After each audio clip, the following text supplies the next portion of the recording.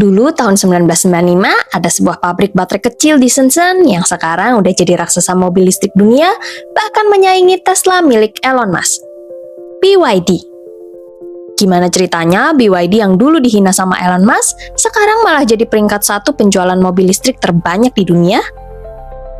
Hai penjelajah waktu, selamat datang di Labirin Sejarah, tempat di mana masa lalu tidak pernah benar-benar berlalu. Bersiaplah untuk menyusuri lorong-lorong waktu dan menemukan cerita-cerita yang tersembunyi di balik gerai sejarah. Di kota Shenzhen yang waktu itu masih baru berkembang, ada seorang anak kampung bernama Wang Chuanfu yang lahir di provinsi miskin, hidup serba pas-pasan, tapi punya mimpi besar. Dia lulus dari Universitas Teknologi dan sempat kerja di lembaga riset baterai, jadi dia ngerti banget sama seluk-beluk teknologi baterai. Tahun 1995 dia nekat ngediriin perusahaan kecil bernama BYD Company Limited yang kemudian dikenal sebagai Build Your Dreams. BYD waktu itu masih perusahaan kecil banget.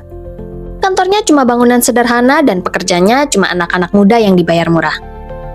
Produknya juga belum macam-macam, cuma bikin baterai isi ulang jenis nikel kadmium atau NiCd dan nikel metal hibrida atau NiMH buat ponsel sama laptop yang lagi ngetren waktu itu.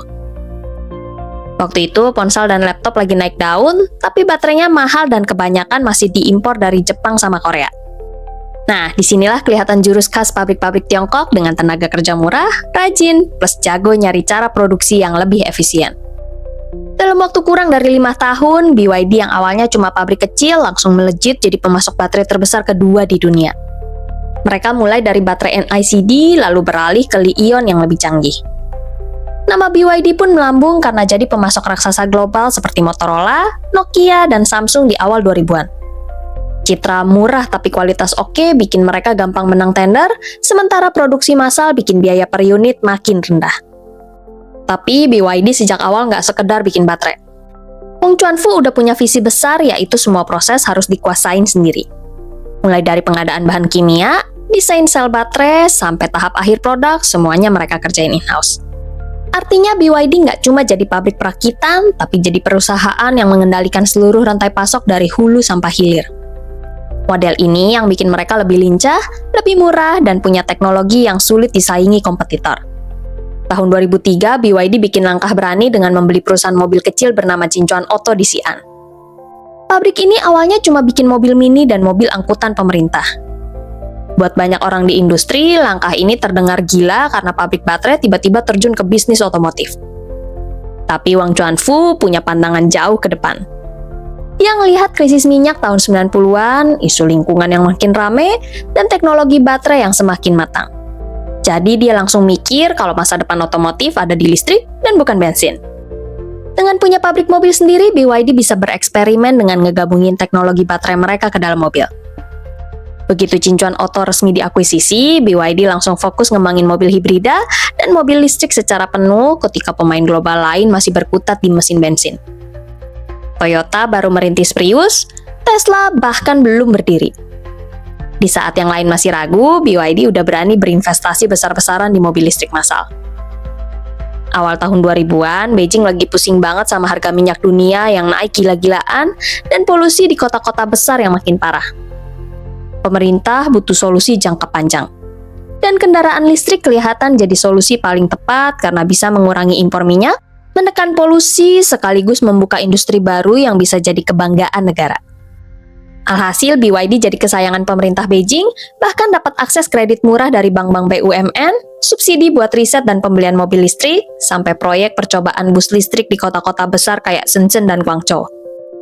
Intinya, pemerintah kasih BYD akses buat uji produk mereka di dunia nyata. Kebijakan ini juga bikin kompetitor luar negeri susah masuk, soalnya pasar domestik diproteksi sama pemerintah.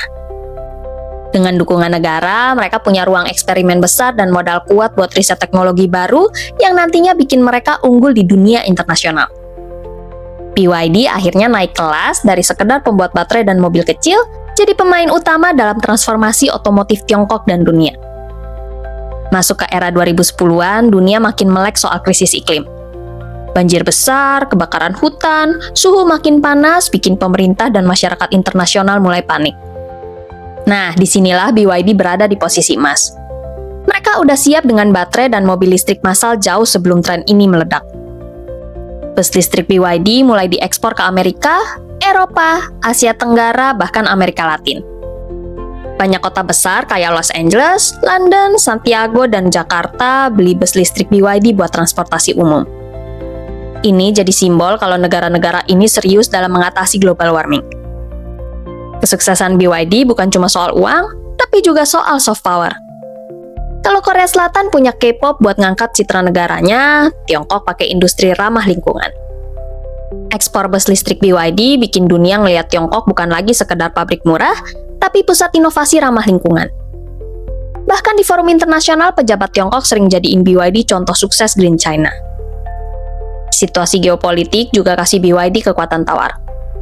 Negara-negara yang dulu ragu sama produk Tiongkok mulai berubah pikiran dengan kehadiran BYD yang bagus, murah, dan punya layanan servis yang baik. BYD pun jadi semacam duta teknologi hijau Tiongkok di era transisi energi global. Kesuksesan ini makin terasa waktu Berkshire Hathaway, konglomerasi investasi milik Warren Buffett melalui anak usahanya Mid American Energy, tiba-tiba membeli 10% saham BYD senilai sekitar 230 juta dolar AS.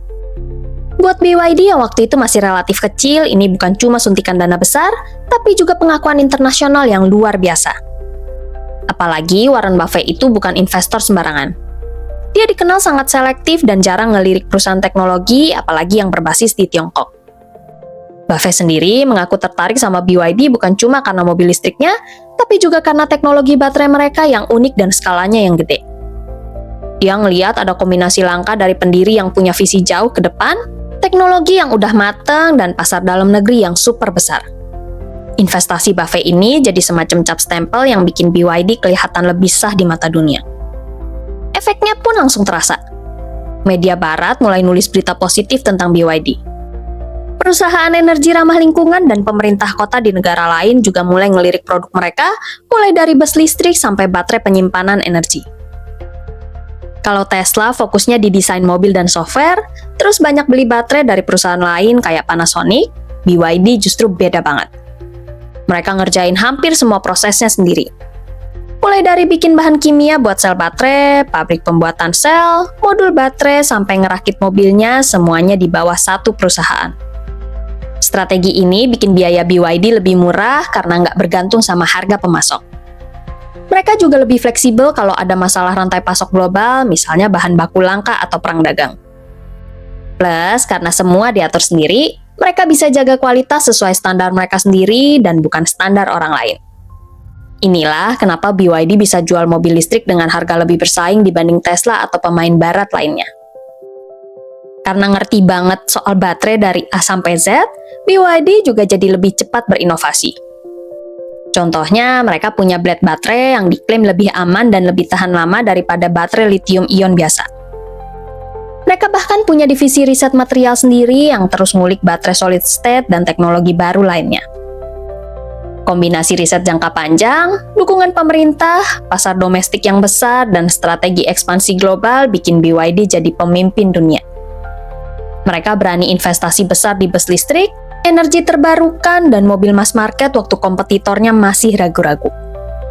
BYD bahkan sempat ngalahin Tesla dalam jumlah mobil yang terjual. Mereka juga jadi simbol perubahan besar di Tiongkok. Dari negara pabrik murah, jadi pusat inovasi ramah lingkungan. Tapi banyak analis barat curiga, jangan-jangan BYD ini cuma kedok pemerintah Tiongkok buat menguasai energi hijau dunia. Soalnya dukungan dana dan kebijakan yang mereka terima kelihatannya gede banget untuk ukuran perusahaan swasta biasa. Kalau kita lihat faktanya, BYD emang dapat banyak keuntungan dari kebijakan negara. Jadi wajar aja kalau orang luar negeri ngelihat BYD ini kayak proyek negara. Tapi sampai sekarang nggak ada bukti jelas kalau BYD itu perusahaan milik negara yang disamarkan ya. Mayoritas sahamnya juga masih dipegang pendirinya yaitu Wang Chuanfu plus investor besar kayak Berkshire Hathaway. Statusnya juga tetap perusahaan swasta yang terdaftar di bursa saham Hong Kong dan Shenzhen. Jadi sebenarnya ini lebih soal persepsi geopolitik di mana negara-negara barat emang cenderung curiga sama kebangkitan industri hijau Tiongkok yang cepat banget. Dalam konteks ini, BYD bisa dibilang contoh unik. Perusahaan swasta yang tumbuh besar berkat kebijakan negara. Dukungan pemerintah emang ada, tapi apakah BYD benar proyek negara? Ya, belum tentu. Bisa jadi mereka cuma sejalan sama visi pemerintah, jadi otomatis dapat dukungan ekstra dari negara. Apalagi waktu itu Tiongkok juga lagi cari solusi buat menghadapi harga minyak dunia yang fluktuatif dan polusi parah yang melanda kota-kota besar di China. Kesuksesan BYD ternyata bukan akhir cerita, justru awal babak baru yang lebih rumit. Begitu mereka keluar dari pasar dalam negeri dan masuk ke arena global, mereka langsung ketemu sama tembok proteksi. Amerika Serikat dan Uni Eropa mulai membatasi impor mobil listrik dari Tiongkok lewat tarif tinggi, investigasi soal subsidi, sampai aturan lingkungan yang makin ketat. Semua ini jadi semacam pagar buat melindungi industri mobil mereka sendiri dari serbuan mobil listrik murah buatan Tiongkok. Di sisi lain, Tesla dan BYD sekarang sama-sama jadi raksasa mobil listrik. Kalau dulu Tesla fokus di mobil kelas atas dan BYD di pasar massal, sekarang keduanya saling mengincar pasar satu sama lain. Tesla nurunin harga, dan BYD masuk ke kelas premium.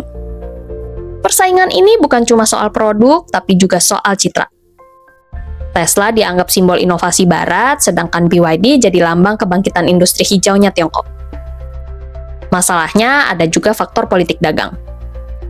Setiap langkah BYD di luar negeri selalu diperiksa ketat. Apakah mereka dapat subsidi? Apakah teknologinya aman? Apakah ada backdoor data? Persepsi negatif ini sering jadi hambatan non-tarif, bahkan meskipun produknya kompetitif. BYD pun harus beradaptasi. Mereka mulai ngebangun pabrik di Eropa, Amerika Latin, dan Asia Tenggara supaya terhindar dari tarif impor, bisa menciptakan lapangan kerja lokal dan menenangkan regulator. Strategi ini mirip yang dilakuin sama Jepang di era 1980-an waktu masuk pasar AS. Bangun pabrik di tempat kamu jual. Dengan kata lain, tantangan BYD sekarang bukan lagi soal teknologi, tapi soal geopolitik dan aturan main. Mereka harus pinter-pinter menavigasi perang dagang, ngebangun citra positif, dan ngejaga reputasi di tengah persaingan ketat sama Tesla, produsen Eropa, dan merek-merek baru yang terus bermunculan. Kalau kita lihat peta industri EV di Tiongkok sekarang, BYD emang jadi bintang utama, tapi bukan berarti dia sendirian. Ada banyak brand juga yang mendobrak pasar seperti Wuling yang menguasai EV murah, NIO dan XPeng yang ngincer segmen premium, dan Li Auto yang main di extended range. Tapi BYD tetap unik karena dia satu-satunya yang menguasai rantai pasok penuh sambil ngejual kendaraan di segala segmen. Dimulai dari pabrik baterai sederhana, BYD sekarang jadi simbol kebangkitan industri hijau Tiongkok. Perjalanannya nunjukin gimana kombinasi visi panjang, dukungan negara, dan eksekusi bisnis bisa mengubah perusahaan kecil jadi raksasa global. Dari baterai ponsel sampai bus listrik di Eropa, dari ide nekat bikin mobil sampai bersaing head-to-head sama Tesla, BYD benar-benar contoh transformasi kelas dunia. Tapi perjalanan ini juga mengundang pertanyaan, apakah model BYD bisa ditiru di negara lain? Apa ini bukti kalau kapitalisme ala China yang menggabungkan pasar bebas dengan dukungan negara lebih cocok di era transisi energi hijau? Atau ini cuma contoh sukses unik karena skala pasar domestik Tiongkok yang luar biasa? Bagi kita di Indonesia, cerita BYD bisa jadi cermin dan inspirasi. Kita punya nikel, punya pasar otomotif besar, punya sumber daya manusia yang kreatif, tapi apakah kita berani investasi jangka panjang kayak BYD? Apakah kita siap menggabungkan inovasi swasta dengan kebijakan negara yang konsisten? Tulis pendapatmu di kolom komentar ya.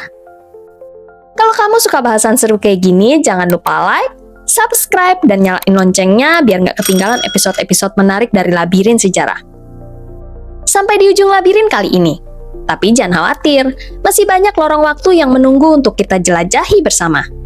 Sampai jumpa di petualangan berikutnya penjelajah waktu.